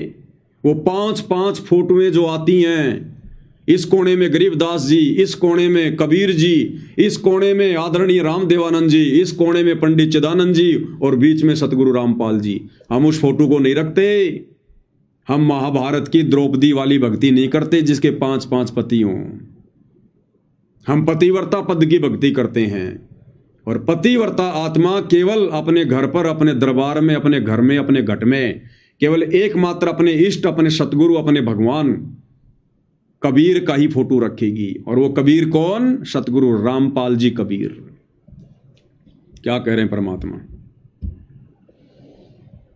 वो नहीं आपके अंदर, तो वो पतिव्रतापन नहीं होने से भगवान रुष्ट होगा। तो इसलिए हमने अपने पूजा स्थल पर केवल अपने ही उस पति का, यानी कबीर जी का, परमेश्वर का, मालिक का फोटो ही रखना है। बाकी रही बात कि अब बताओ, गुरुदेव का तो आदेश केवल एक ही फोटो रखने का है, कबीर जी की फोटो रखने का। तो फिर सतगुरु रामपाल जी की फोटो हटा दो भाई। अगर आप दाढ़ी मूछ वाले नकली कबीर को कबीर मान रहे हैं तो केवल एक कबीर की फोटो रखने का आदेश है। फिर सतगुरु रामपाल जी की फोटो क्यों रख रखी आप लोगों ने? तो भाई और बहनों, ये हैं वो संकेत। कुछ एक भाई बहन कहते हैं कि पवन दास कौन होता है सत्संगों का निष्कर्ष निकालने वाला। क्योंकि हम लोग जो हेडलाइन डालते हैं ना इन वीडियो में, शॉर्ट वीडियो में, कि सत्संगों का सार, वीडियो नंबर इतना, वीडियो नंबर इतना, तो आश्रमों से जुड़े भाई बहन कहते हैं कि ये कौन होता है सत्संगों का सार निकालने वाला? अरे भैया, हम तो कुछ नहीं होते सत्संगों का सार निकालने वाले, परमात्मा आशीर्वाद देकर निकलवा रहे हैं ताकि ये बात हमारे समझ में आ जाए, हमारी दुर्गति होने से बच जाए। और इसीलिए भाई और बहनों, परमात्मा ने लास्ट में एक ही बात कहकर छोड़ दी कि कोटि ज्ञान का एक मूल है, एक ही अर्थ है, अपनी सुरत ठिकाने राख। सुनिए गुरुदेव के मुख से। कृष्ण सनकादिक सेवन कर सुख दे बोले साख। भाई कोट ग्रंथ का अर्थ है तू सुरत ठिकाने राख। कोटि ग्रंथ का अर्थ है यानी तू कितने भी शास्त्र पढ़ ले, वेद, गीता, कुरान, पुराण, बाइबल, कुछ भी पढ़ ले, कहते इन सब का एक ही निष्कर्ष निकलेगा अंत में, यदि मोक्ष चाहिए तो अपनी सुरत ठिकाने राख। सुरत यानी अपना ध्यान अपने इष्ट पर रख, अपने गुरुजी के चरणों में रख, अपनी सुरत को अपने सतगुरु के चरणों में टिका के रख। उनके अलावा गलती से भी किसी और में इष्ट मत देख लेना, कबीर मत देख लेना, भगवान मत देख लेना। कोटि ग्रंथ का एक अर्थ है यानी सारे अध्यात्म का ये निष्कर्ष है, अपनी सुरती को ठिकाने रख, अपने गुरुदेव के चरणों में रख, उनके अलावा किसी और को पिता परमेश्वर के रूप में स्वीकार मत कर लेना। क्या कह रहे हैं मालिक, ध्यान से सुनिएगा। कृष्ण सनकादिक सेवन कर सुख दे बोले साख। भाई कोट ग्रंथ का अर्थ है तू सुरत ठिकाने राख। अब कहते हैं सब ग्रंथों का यही, करोड़ ग्रंथों का अर्थ मैं तुझे बताऊं कि सुरत अपना दिद्य ने, अपनी नीत ने एक जगह ठिकाना डाट कर राख के तेरा इष्ट उपास्य यूस। और जब यह सुरत यहाँ डटेगी तो उपासना पर भी डटेगी, नहीं तो नु रहेगी मन में, कहते फलाना देवता कड़ी शक्ति हो, कहते माता ने पूज ले हुआ नाराज हो रही हो, इस तरह की उपासना रखोगे तो सुरत नहीं टकेगी, काम नहीं बनेगा। क्लियर कर दिया गुरुदेव ने कि कोटि ग्रंथ का एक अर्थ है अपने सुरत ठिकाने राख, यानी तेरा इष्ट कौन है इस बात की पहचान कर पहले। जैसे कि दास बार बार आप भाई बहनों को गुरुदेव के आशीर्वाद से कहता है कि भाई भक्ति तो उस समय शुरू होगी जब पहले हमें भगवान समझ में आएगा, तब हमें भक्ति करने में हमारी रुचि बनेगी। तो गुरुदेव कह रहे हैं कोटि ग्रंथ का एक ही अर्थ है अपनी सुरत ठिकाने राख। पहले ये तो पहचान ले कि नादान तेरा इष्ट कौन है। अरे परमात्मा कौन है, तेरा इष्ट कौन है। भक्ति तो उसके बाद करेगा तू, अन्यथा तुझे कोई भी डगमग कर देगा। जैसे जगत वालों के हिसाब से परमात्मा समझा रहे हैं कि अगर आपको भगवान की पहचान नहीं हुई कि वो एक भगवान कबीर है, तो कोई भी आपको भ्रमित कर देगा। आप भी डर डर के भक्ति करोगे कि कहीं मैंने कबीर जी को भगवान मान लिया तो कहीं ये माता मसाणी, भैरव, भूत, हनुमान, ये देवी देवता मुझे गढ़ ना दें, मुझे नुकसान ना पहुंचा दें। वो हमेशा डरेगा, वो दृढ़ नहीं हो सकता जिसको अपने इष्ट के विषय में पूरी जानकारी नहीं है। और सतगुरु रामपाल जी के भक्ति मार्ग के हिसाब से जब तक उनसे उपदेश लेने के बाद भगत को यह बात समझ में नहीं आएगी कि तेरा इष्ट केवल तेरा गुरु है, जब तक वो अपने गुरु को अपना इष्ट नहीं मानेगा, अपनी सुरती को इष्ट रूप में गुरु जी के चरणों में समर्पित नहीं करेगा, तब तक भाई बहनों भयभीत रहेगा, भ्रमित रहेगा। कोई भी उसको डगमग कर देगा कि यार मैं कहीं गुरु जी को इष्ट मान लूं और कल को क्या पता वो दाढ़ी मूंछ वाला कबीर जी निकले इष्ट, तो मेरी तो बड़ी बड़ी बात ही बिगड़ जाएगी सत्सेवकों के चक्रों में आकर। तो वो भ्रमित रहेगा, वो दृढ़ नहीं हो सकता कभी भी।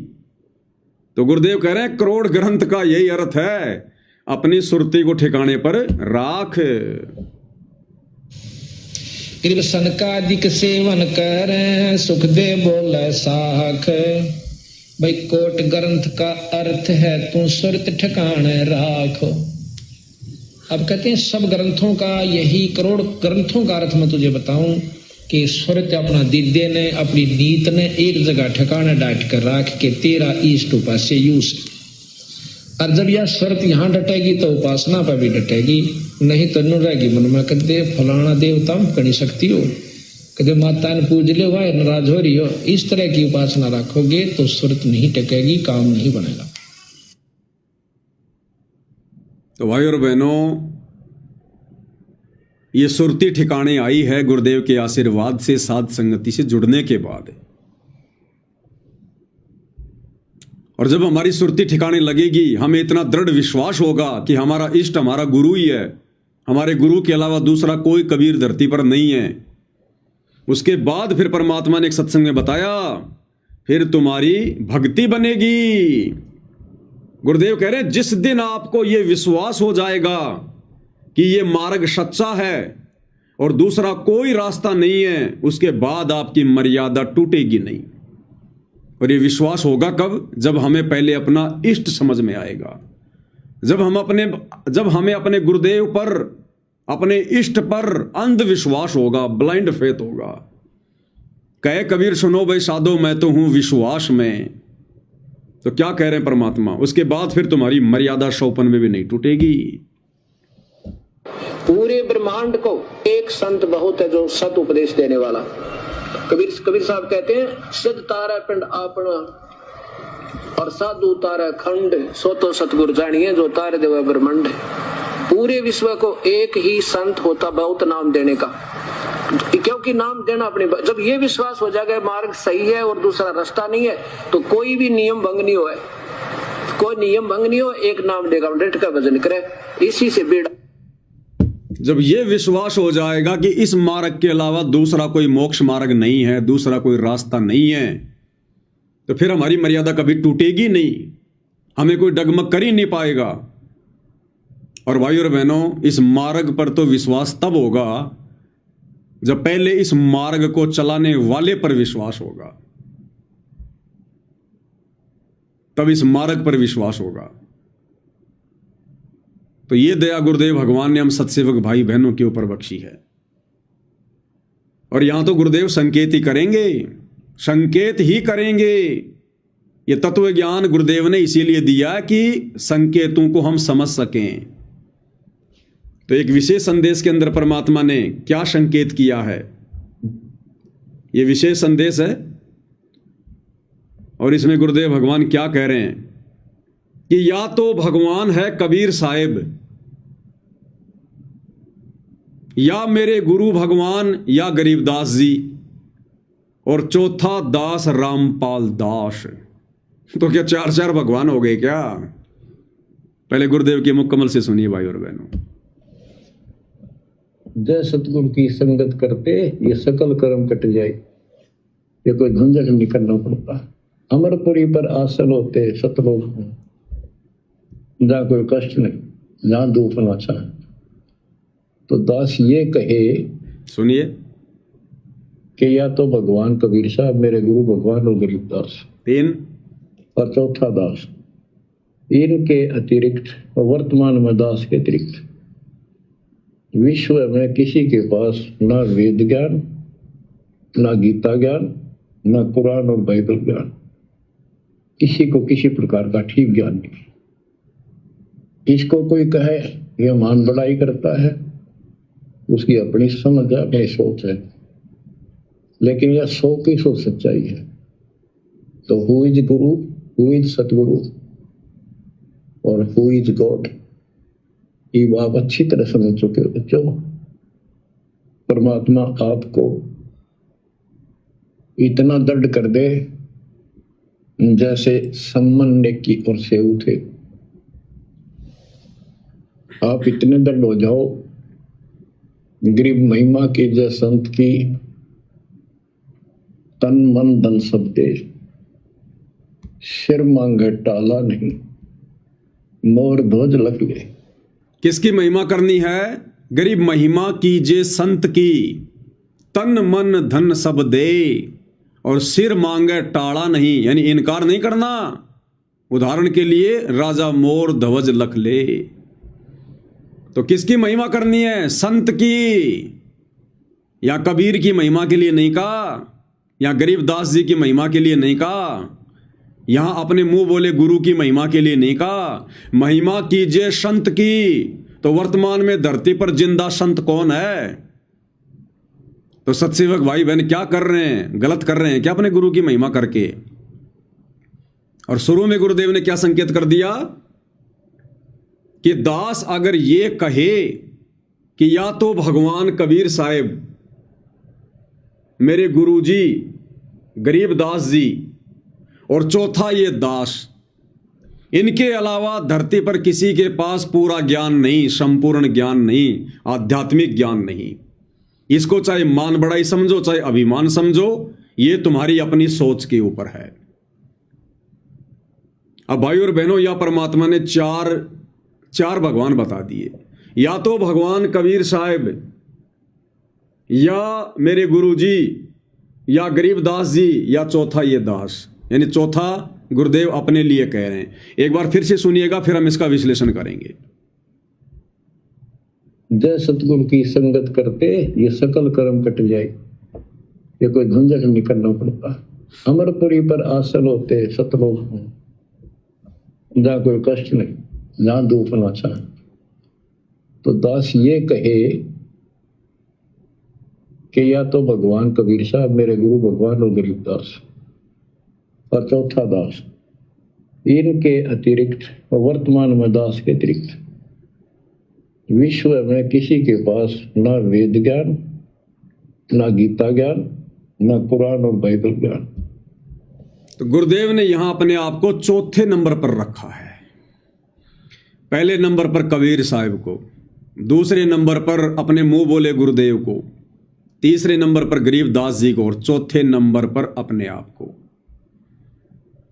अब जो भाई ये कहते हैं कि भाई पवन दास कौन होता है, सत्संगों का सार निकालने वाला, तो भैया मैं 5-10 मिनट रुक जाऊं, आप लाइव देख रहे हैं तो आप निकाल के दे दो, कमेंट्स कर दो, देखिए इस बात का क्या रहस्य है। गुरुदेव ने स्वयं परम शक्ति होते हुए अपने आप को चौथे नंबर पर क्यों रखा?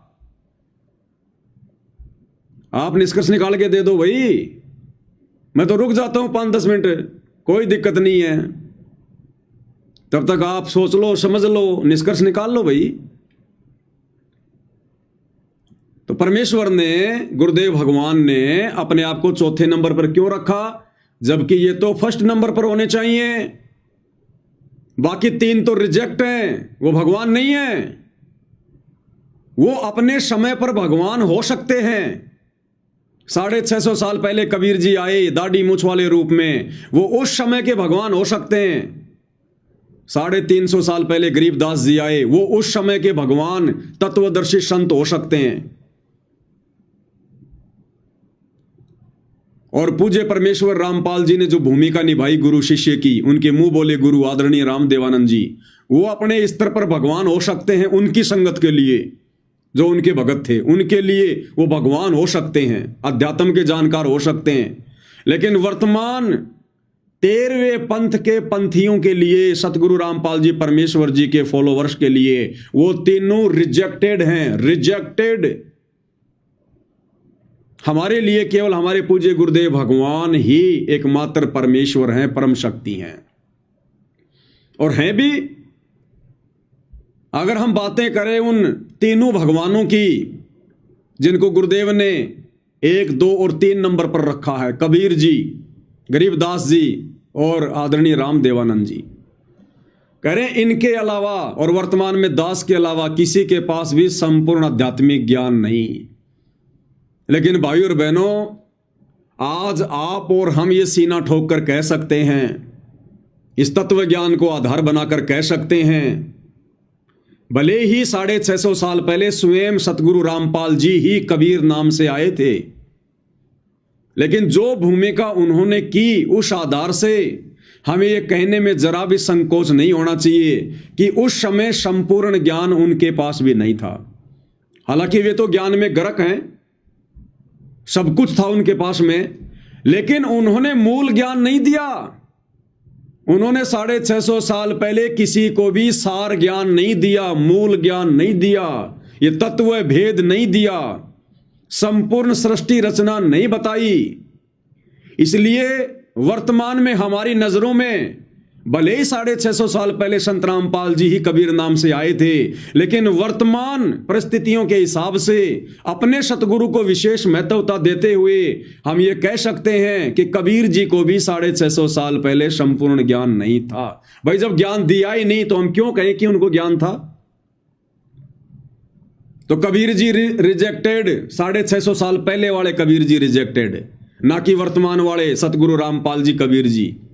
तो 650 साल पहले वाले कबीर जी रिजेक्टेड, जिनको सतगुरु रामपाल जी ने 1 नंबर पर रखा। अरे उस समय तो कबीर जी खुद कहा करते थे, उनकी वाणी है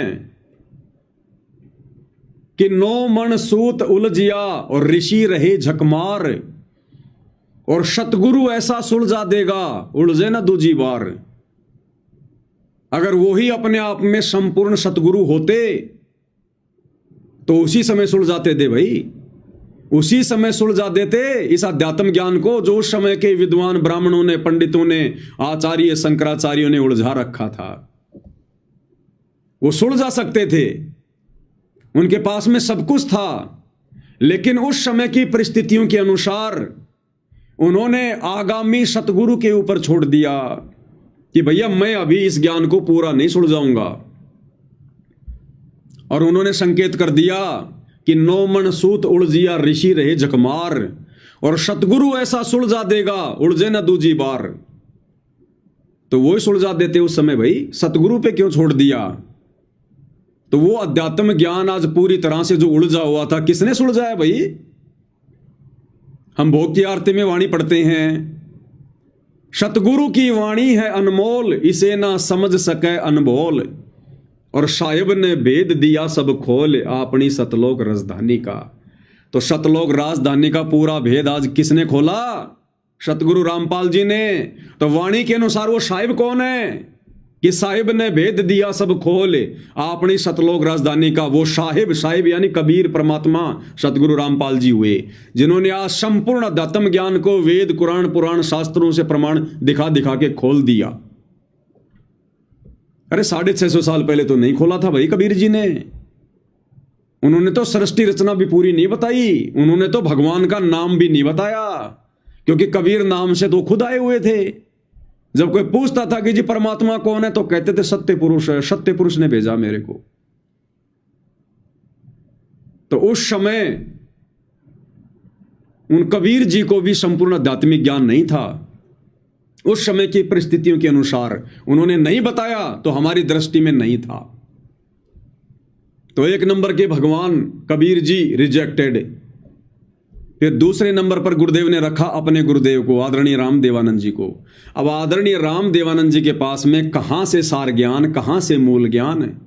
उनके पास तो प्रथम नाम भी पूरा नहीं था, प्रथम नाम भी।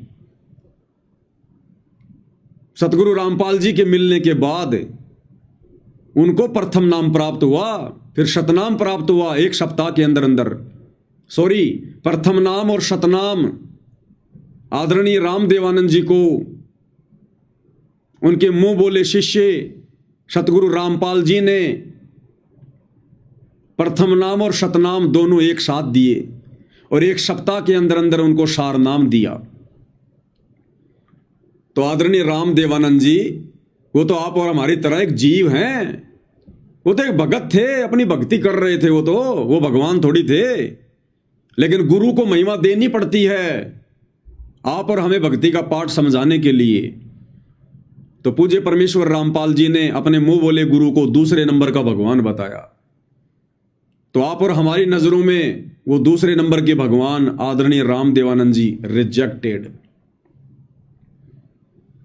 तीसरे नंबर का भगवान बताया गरीबदास जी को। तो भाई हमारी नजरों में गरीबदास जी भी पूर्ण परमात्मा नहीं थे। भले सतगुरु रामपाल जी ने ही गरीबदास जी की भूमिका निभाई थी, गरीबदास जी के रूप में सतगुरु रामपाल जी ही थे, लेकिन उन्होंने भी उस समय संपूर्ण आध्यात्मिक ज्ञान नहीं दिया, सृष्टि रचना का पूरा खुलासा नहीं किया, और अपने एक भी शिष्य को वो सतलोक नहीं ले जा पाए। एक भी शिष्य का उन्होंने उद्धार नहीं किया, एक का भी। उन्होंने हजारों की संख्या में शिष्य बनाए, और उनके 2 परम भगत थे, संतोष दास और बनखंडी दास। उन दोनों का भी उन्होंने उद्धार नहीं किया, उनका मोक्ष नहीं हुआ। तो हमारी नजरों में गरीबदास जी भी रिजेक्टेड। हमारी नजरों में गरीबदास जी भगवान नहीं है। भले वो भूमिका सतगुरु रामपाल जी ने की, कबीर भगवान ने की, लेकिन हमारी नजरों में वो भगवान नहीं। अरे जब हमारे गुरुदेव भगवान, हमें पता चला गया कि स्वयं परमात्मा है, परमेश्वर है, जगत गुरु है, इनसे बढ़कर कोई ज्ञानी नहीं, कोई ध्यानी नहीं, और उसके बावजूद भी ये झूठी महिमा दे रहे हैं अपने मुंह बोले गुरु को कि वो भगवान है, तो आप और हमें भला क्या शर्म, क्या संशय। आज से पहले कबीर जी ने भिन्न भिन्न रूप बनाकर लीलाएं की और संपूर्ण ज्ञान नहीं दिया, तो हमारी नजरों में वो कहां से भगवान। भगवान तो वो होता है जो संपूर्ण ज्ञान दे, सारा समाधान करे, आत्माओं को सतलोक पहुंचा दे। तो बताओ, कबीर जी ने 64 लाख में से एक को भी सतलोक भेजा क्या? गरीबदास जी ने हजारों में से एक को भी सतलोक भेजा क्या? आदरणीय राम देवानंद जी के 9 लाख शिष्य थे पंजाब में, क्या एक को भी सतलोक भेजा क्या? उन्होंने तो आगे चलकर यह क्लियर कर दिया कि भाई आज के बाद संत रामपाल जी तुम सबका गुरु, मैं किसी का गुरु नहीं, जिसको मोक्ष चाहिए दोबारा से संत रामपाल जी से दीक्षा ले लो। तो काहे के भगवान, भगवान होते तो खुद ना पार कर देते। अब आकर सतगुरु रामपाल जी ने बैन लगा दिया और कह दिया कि मेरे बाद में कोई गुरु नहीं, अब मेरे बाद में कोई शरीर रूप में गुरु नहीं होगा, ये गद्दी परंपरा नहीं चलेगी, केवल डीवीडी से नाम दिया जाएगा, कंप्यूटर से नाम दिया जाएगा, नूरी शरीर से नाम दिया जाएगा। अब परमात्मा ने बिल्कुल स्टॉप लगा दिया कि भैया ये तुम्हारा गुरु सतगुरु रामपाल, ये लास्ट गुरु है, लास्ट भगवान है, इस कलयुग में लास्ट पैगंबर है, ये जो भी है, तुम जो भी इसको समझ सकते हो। अब क्लियर कर दिया और अब उन्होंने आकर सारा भेद खोल दिया। साहिब ने भेद दिया सब खोल अपनी सतलोक राजधानी का। और वो नौमन सूत अध्यात्म वाला जो उलझा हुआ था, जिसके विषय में 650 साल पहले कबीर जी ने कहा था कि सतगुरु ऐसा सुलझा देगा उलझे ने दूजी बार, तो आज वो सतगुरु रामपाल जी हैं, जिन्होंने सन 1994 से यह अध्यात्म ज्ञान दे देकर सारे वेदों का खुलासा कर दिया, गीता जी का खुलासा कर दिया। ये सदग्रंथ हमारे लिए पहली बनी हुई थी, पहली कक्षा की पुस्तक बना के छोड़ दी, उंगलियों पर हमारे को ज्ञान रटवा दिया, श्लोक रटवा दिए। आज ब्रह्मा विष्णु महेश भी ज्ञान चर्चा करने आए तो उनको भी मुंह की खा के जानी पड़ेगी। तो ये है वो असली भगवान, ये है असली कबीर। और भैया कबीर जी अगर पूरे गुरु होते, पूरे भगवान होते, तो 650 साल पहले अपने एक शब्द में फिर उन्होंने सतगुरु रामपाल जी के लिए क्यों कहा कि भैया मैं तो सतगुरु रामपाल जी के रूप में आकर तुम सबका उद्धार करूंगा। क्या कहा परमात्मा ने उस शब्द में, ध्यान से सुनिएगा। मन मान जा बुढ़ापा आवेगा, मन मान जा बुढ़ापा, मन मान जा बुढ़ापा आवेगा, मन मान जा बुढ़ापा, बिना भजन तेरी होवे दुर्गति, तू बड़ा बड़ा पछतावेगा, मन मान जा बुढ़ापा आवेगा, मन मान जा बिना भजन बड़ा बड़ा पछतावेगा, मन मान जा बुढ़ापा आवेगा, मन मान जा बुढ़ापा। ये कबीर जी का शब्द है, 650 साल पहले कबीर जी ने यह शब्द गाया था। और इसके लास्ट के चौपाई में कबीर जी ने क्या कहा? कबीर जी ने क्लियर कर दिया कि भैया ये संपूर्ण ज्ञान, संपूर्ण आध्यात्मिक ज्ञान, ये नौमन सूत आध्यात्मिक ज्ञान जो नकली धर्म गुरुओं ने काल प्रेरणा से उलझा रखा है, यानी भक्ति मार्ग से सबको भ्रमित कर रखा है, क्लियर कर दिया अगली चौपाई में कि वो कौन सुलझाएगा, कब सुलझाएगा, और मैं कबीर कब आऊंगा दोबारा से, और किस नाम से आऊंगा? संत रामपाल जी के नाम से आऊंगा। 650 साल पहले क्लियर। लास्ट की चौपाई में अब आप सुनिएगा क्या कह रहे हैं कबीर जी 650 साल पहले। भाई जल्दी ले ले नाम गुरु का, तुझे मनुष्य जन्म मिल जाएगा।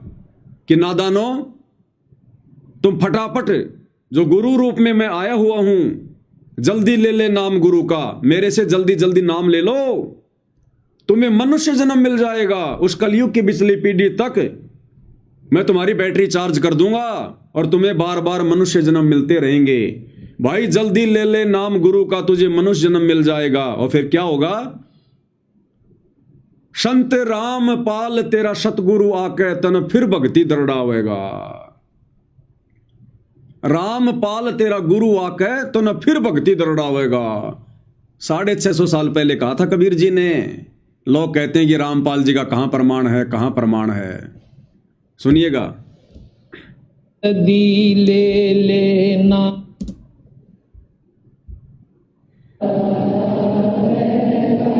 जल्दी ले ले नाम गुरु का, तुझे मनुष्य जन्म मिल जावे। जल्दी ले ले नाम गुरु का, तुझे मनुष्य जन्म मिल जावेगा। राम पाल तेरा सतगुरु आके फिर भक्ति दरड़ावेगा। मन मान जबड़ा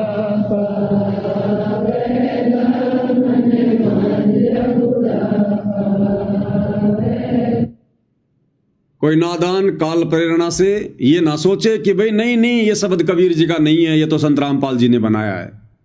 तो शब्दों को पकड़िए। इस शब्द में क्या कहा जा रहा है? भाई जल्दी ले ले नाम गुरु का, तुझे मनुष्य जन्म मिल जाएगा। और रामपाल तेरा सतगुरु आके तन फिर भक्ति दरड़ावेगा। अरे अब सतगुरु रामपाल जी के अलावा और कौन सा रामपाल आएगा जो भक्ति दरड़ाएगा? वर्तमान में तो नाम दे रहे हैं सतगुरु रामपाल जी कि जल्दी ले ले नाम गुरु का, तुझे मनुष्य जन्म मिल जाएगा। और रामपाल तेरा सतगुरु आके, तो सतगुरु रामपाल जी कहेंगे क्या कि रामपाल तेरा सतगुरु आके? आगे और भी कोई रामपाल जी आने हैं क्या? तो ये शब्द कबीर जी का। अब भाई और बहनों, कबीर जी ने तो 36 अरब या कितनी वाणियां बोली हैं परमात्मा ने चारों युगों में। 36 अरब ज्ञान हम भाग्या, मूर्ख जीव का एक न लाग्या। तो ना जाने कितने शब्द परमात्मा ने गाए हैं। अब उन शब्दों को वर्तमान में कौन बता सकता है? जो स्वयं कबीर है। तो ये बहुत बड़ा एक प्रमाण है कि हमारे गुरुदेव भगवान कौन है। स्वयं कबीर भगवान है जिन्होंने 650 साल पहले शब्द के माध्यम से आप और हम नीचों को, 64 लाख वाली आत्माओं को चेताया था कि नालायकों, तुम पार तो नहीं हो पाओगे क्योंकि तुम अपने गुरु को परमात्मा नहीं मान रहे। तुम मुझे केवल एक गुरु मान रहे हो, मानुष मान रहे हो। केवल झूठा ढोंग करते हो कि हमारे गुरु जी परमात्मा है, कबीर जी भगवान है, भगवान है। 64 लाख की परीक्षा ली थी, सब फेल हो गए। तब परमात्मा ने कहा था, अरे जल्दी ले ले नाम गुरु का, तुझे मनुष्य जन्म मिल जाएगा। कि नालायकों, अब तुम्हारे ऊपर रहम कर देता हूं मैं, क्योंकि भगवान दयालु होते हैं।